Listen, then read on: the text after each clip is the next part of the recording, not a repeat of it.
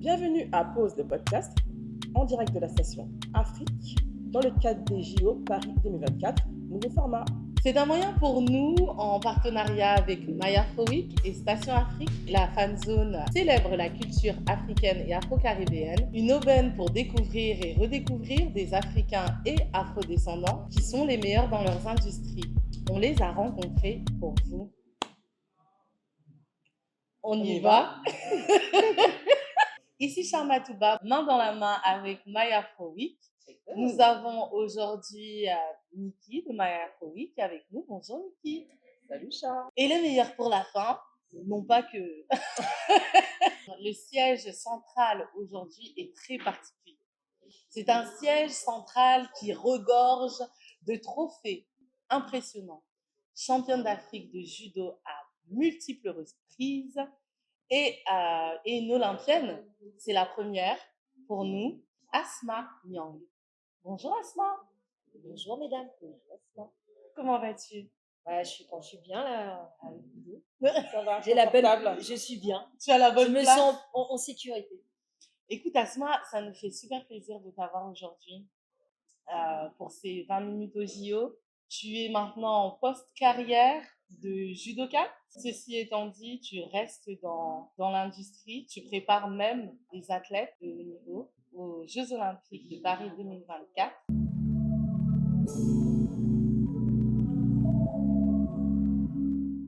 C'est un monde assez particulier, le sport de haut niveau. Comment est-ce que tu arrives à retranscrire toutes ces leçons de vie, des leçons d'expérience dans ton après-carrière? Alors c'est vrai, comme j'expliquais, j'ai une carrière un peu atypique parce que ce qui était drôle, c'est que je suis arrivée à l'âge de 11 ans, je parlais pas français et puis on m'avait détecté dyslexique. Et en fait, vous allez rigoler, c'est une petite anecdote. C'est que moi, je pensais que la dyslexie, c'est genre, c'était lié, genre, je suis cancre, j'ai un problème de ça.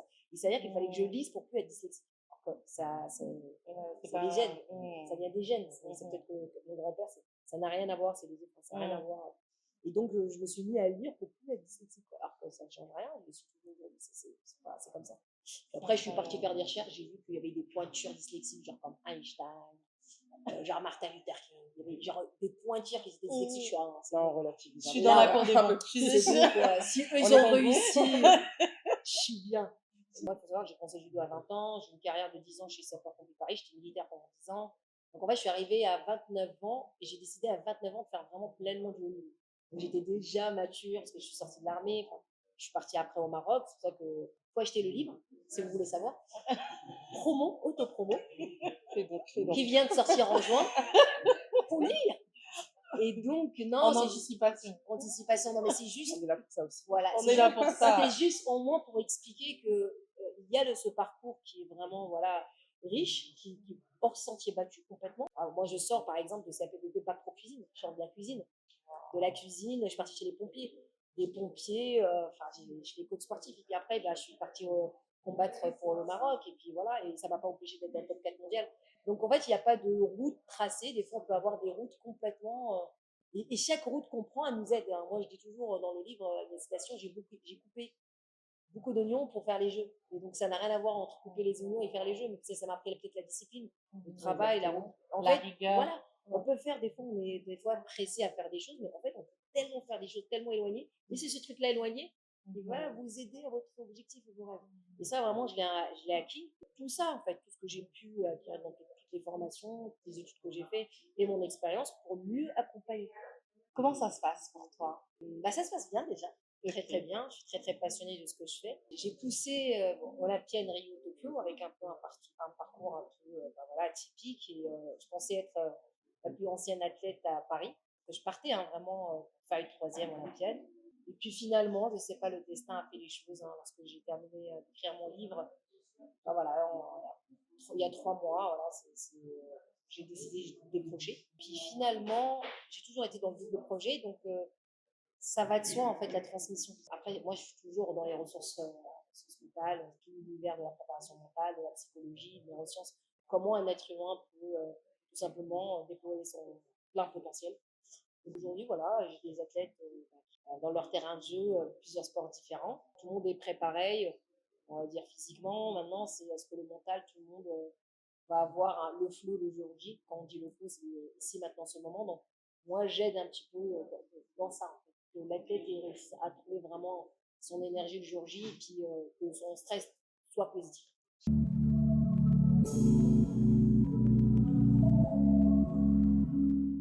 Et très souvent, quand on commence une carrière, il y a la région, le pays, l'équipe nationale, le championnat du monde et les Olympiades.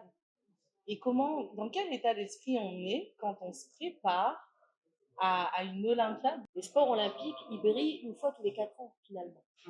Maintenant, un peu mieux parce que bon, il y a les réseaux, on découvre certains sports que personne n'en parlait. Je l'ai vécu dans ma chair, on se prépare pendant 4 ans, ça va être Tokyo, 5 ans.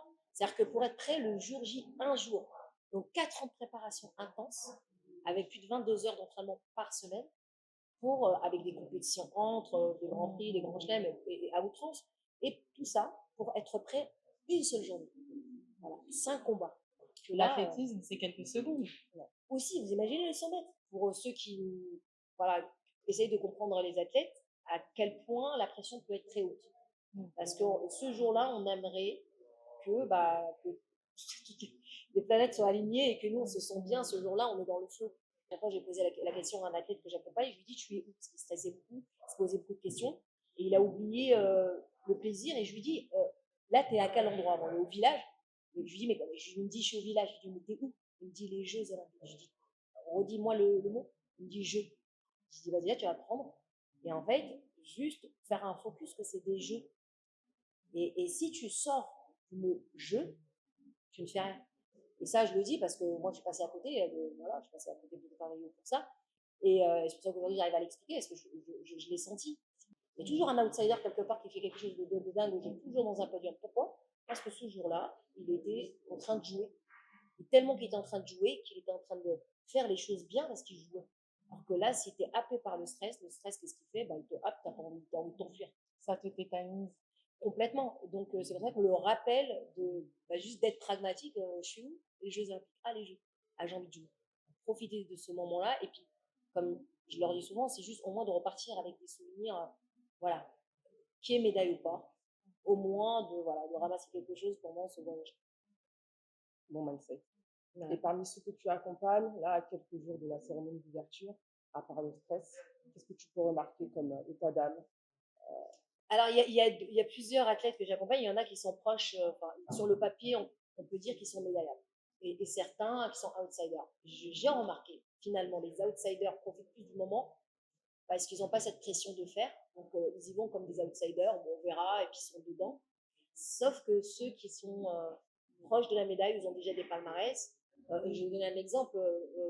À Rio, moi, je suis arrivée là-bas dans le top 16, donc j'ai pas de quota africain, c'est pas des quotas. Moi, j'étais vraiment dans le top 16. Je devais être peut-être 8e mondial, quelque chose comme ça.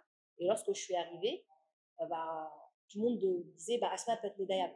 Asma peut être médaillable. Moi, je l'ai fait aussi, mais il y avait une espèce de pression. Il y a cette attente. Il y a cette attente. Donc, vraiment, lorsque l'athlète il sait qu'il peut avoir, et en fait, c'est juste l'erreur à pas faire, justement, qu'il n'ait rien final, même pas à prendre plaisir. Donc, des fois, je dis pas qu'il faut partir comme un outsider, accepter son statut de sa ranking list et de son palmarès, accepter que de ce bagage, on est là, mais rendre ça un peu dans le flow, quoi. Après, dans le mot discipline, c'est pour ça que j'aime beaucoup, c'est que dans le sens où, des fois, on a des pensées.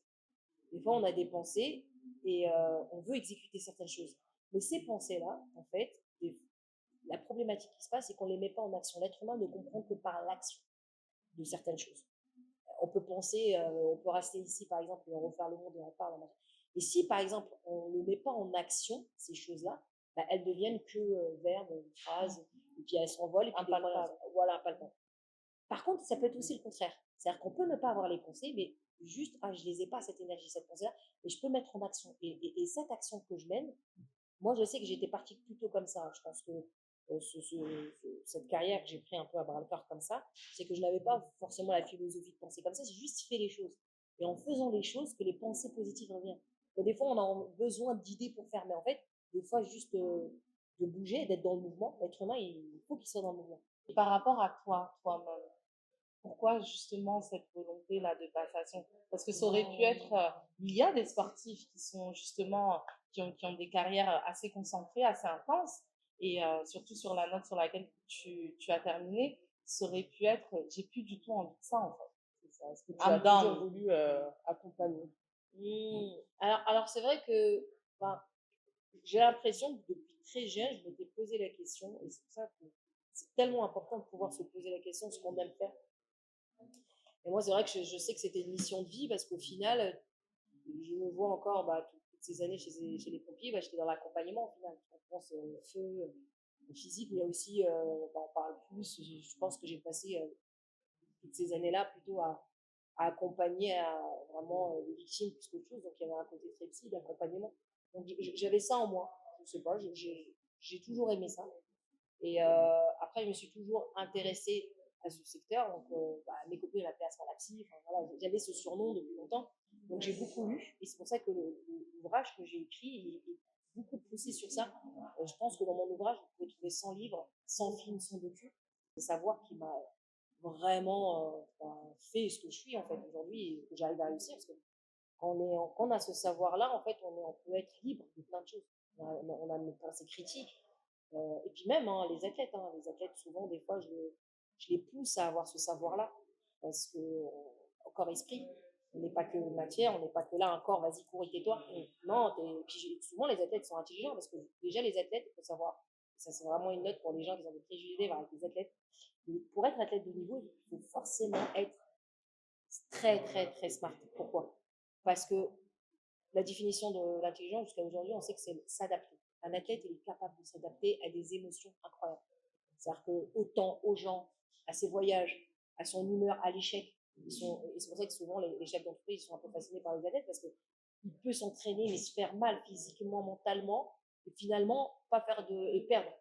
C'est comme un entrepreneur. J'imagine un entrepreneur pendant peut-être 3 à 4 ans, il a travaillé comme un dingue et finalement il fait faillite au bout d'une semaine. Vous imaginez mentalement? Et ben en fait, l'athlète de niveau, c'est pareil. L'athlète de niveau se réveille et il y retourne. Il y retourne. Ouais. Allez, le Back lendemain, to on the training. commence encore 4 ans. Décrassage. J'ai fait 2 fois pied du podium au championnat du monde. Deux fois demi-finaliste en battant le japonais. Les Africains battent le japonais au championnat du monde, c'est très rare. Même pas lyonnais. Et finalement, j'avais pas cette médaille. Et donc, on repart. L'année encore demi-finale. Et on avoir cette repart. force. Bon, là, c'était pour les championnats du monde, mais c'est-à-dire que c'est avoir cette force de résilience. Et c'est pour ça que je dis qu'ils sont très intelligents et très, une intelligence émotionnelle qui est très très. Et donc, je pense qu'aussi, je pense que c'est ce côté atypique qui fait que j'avais toujours un focus sur. C'est un peu. Je dirais pas sociologie, mais tu sais, j'étais toujours fascinée par pourquoi les athlètes on est comme ça en fait. Et donc, et puis à force de voyager, en fait, finalement, même partout dans le monde, c'est pareil. Donc, c'est ça.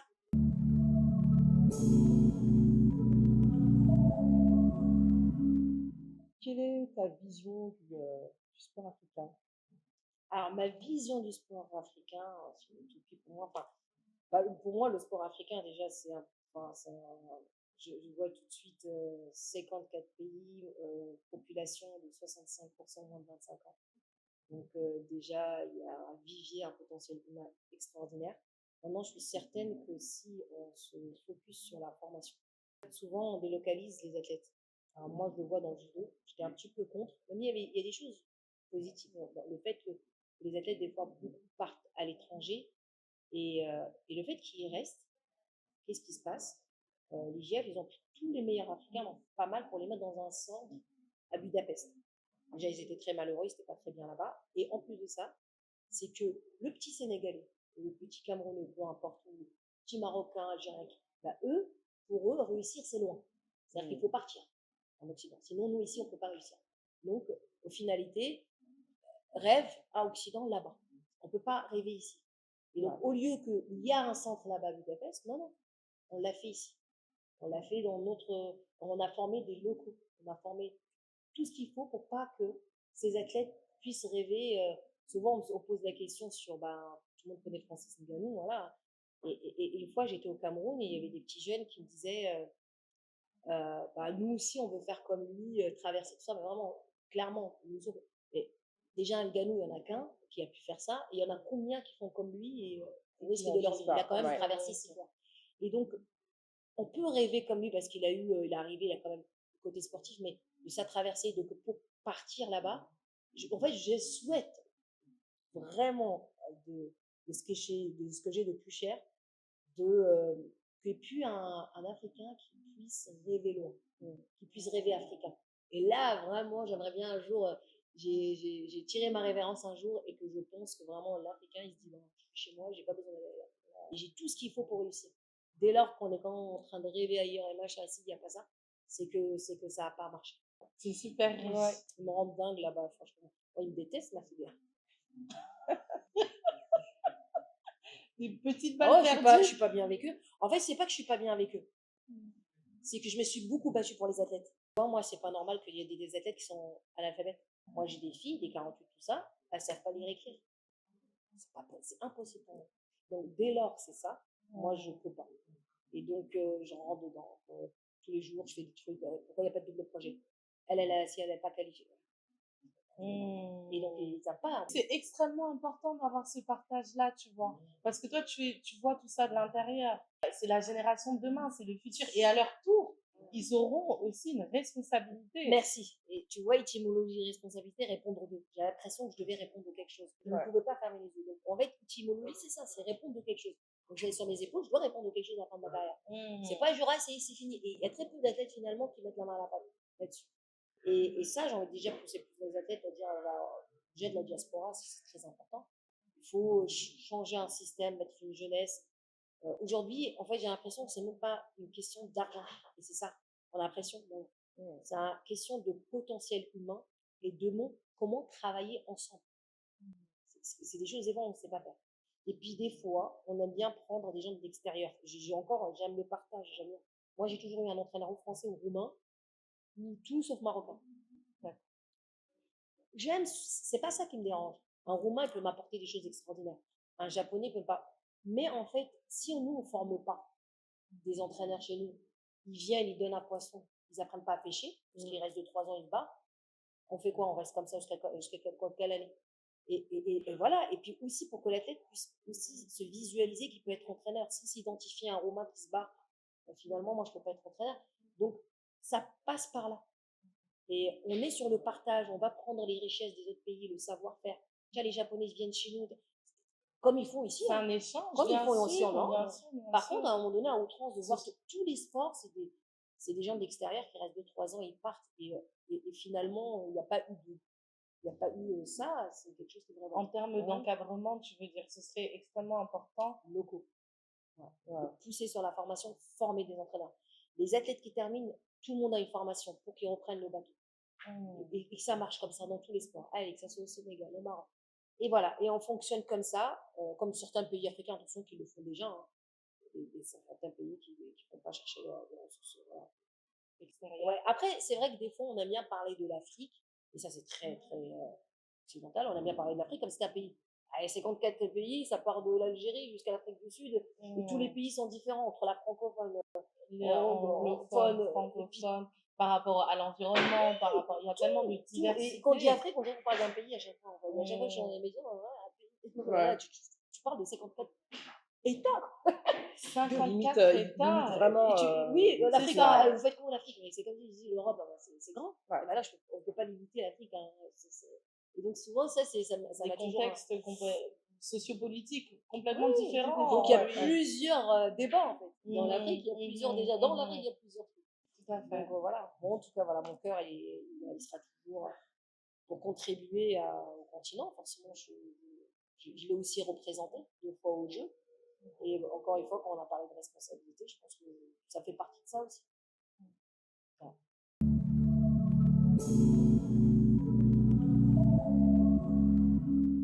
Ce qui t'a aidé, c'est que toi-même, tu es parti, de par cette discipline, toi-même, tu es parti chercher. Tu es parti chercher, et puis tu te dis, bon, je prends l'ownership de ce que je fais, et que j'aille à droite, c'est moi qui vais.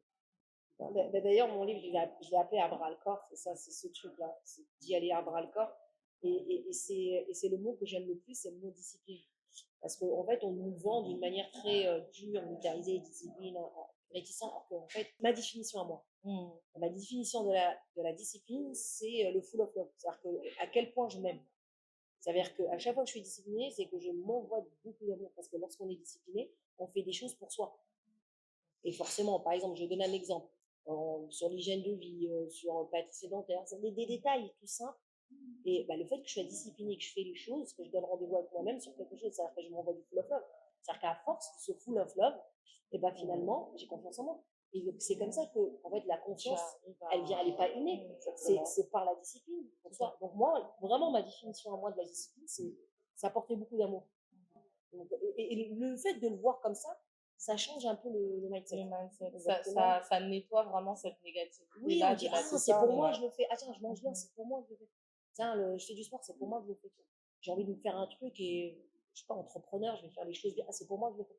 Et donc, de le prendre de cette manière, la discipline, elle devient d'un regard un peu plus magique, quoi. En étant justement, en sortant justement de ce rendez-vous avec soi pour des performances sportives, est-ce que tu arrives à lâcher prise en étant sorti justement de cet environnement-là? Ah oui, bien sûr, il le faut des fois. Bien sûr, bien sûr. Après, comment tu fais? Il y a des choses particulières que tu fais de manière quotidienne? Le problème, c'est qu'en fait, je pense qu'une personne sur 5 ne sait pas respirer au moins. En fait, on respire, mais vraiment respirer. Et respirer, c'est ce qui régule les émotions. Et les émotions, les hormones. Donc, des fois, on peut avoir trop de taux de cortisol tellement élevé. Et puis, des fois, la mélatonine, l'hormone du sommeil ne peut pas venir, donc on ne peut pas dormir, on cogite. Ça, vous êtes déjà arrivé, vous êtes dans votre lit et puis vous ne dormez pas.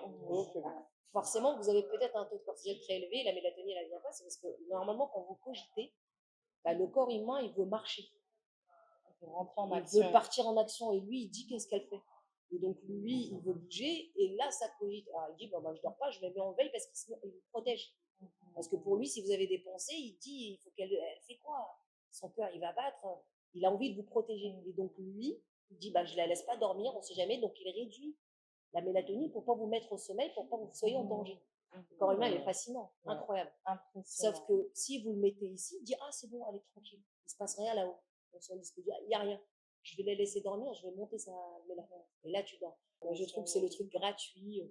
Il n'y a pas besoin de juste respirer. Maintenant, aujourd'hui, il y a tellement de choses sur les réseaux. Ce que je dis aux jeunes, je dis à l'époque, nous, on a la médiathèque, 41 ans, je devais aller à la médiathèque, acheter des trucs, machin. Exactement. Là, ils font chat GPT, ils ont la vie incroyable. Accessible. On partait des cybercafés. La queue, là, le cyber. Moi, j'ai connu, bien sûr, moi, j'ai 41 ans. Donc, à l'époque, même à 17 ans, Internet, on n'en parlait pas. 16 ans. C'est vrai. Donc, ça m'a. Non, mais c'était drôle. Donc, voilà, il y avait aussi ça. Donc, moi, je me suis mis à lire. Aussi, je pense que ça m'a beaucoup aidé. C'est pour ça que j'aimerais bien que les jeunes reviennent aux bases de la lecture. Il y a quelque chose dans la lecture qu'on ne peut pas trouver ailleurs. C'est vrai que les réseaux, ils ont pris le dessus. C'est vrai que c'est barbant, des fois, de parler comme ça, il faut reprendre la lecture, mais ça aide beaucoup à déployer son potentiel. Alors, après ce podcast, il y a un concept, c'est-à-dire que l'invité précédent pose une question à l'invité suivant. Et l'invité précédent te demande, après une aussi longue carrière, 20 ans en arrière, quel message aurais-tu aimé entendre?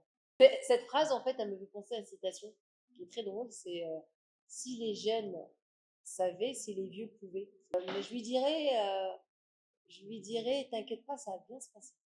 Juste ça. Juste t'inquiète pas, si je me parle à moi t'inquiète pas, ça va bien se passer. T'inquiète. Ça va être organisé. Nice. On va sciencer. Voilà, t'inquiète pas. La fameuse organisation. Voilà. Organisée. Asma, toujours. Merci. Beaucoup de vies, des vies multiples, comme beaucoup d'athlètes, et je pense que ça se salue, c'est important. C'est important de le dire.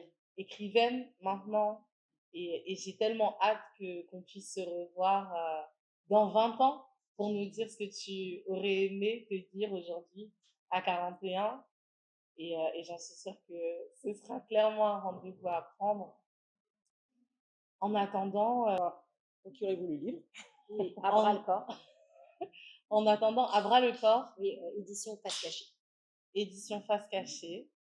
Asma Nyang. Merci. Merci mesdames, c'était vraiment un plaisir d'être avec vous. Merci. Plaisir partagé. Merci Plaisir à toi, Asma. partagé. Plaisir partagé, vraiment. C'est tout pour aujourd'hui, messieurs, dames. Merci de nous avoir suivis. Et surtout, n'oubliez pas, prenez soin de vous, tant à l'intérieur Qu'à l'extérieur.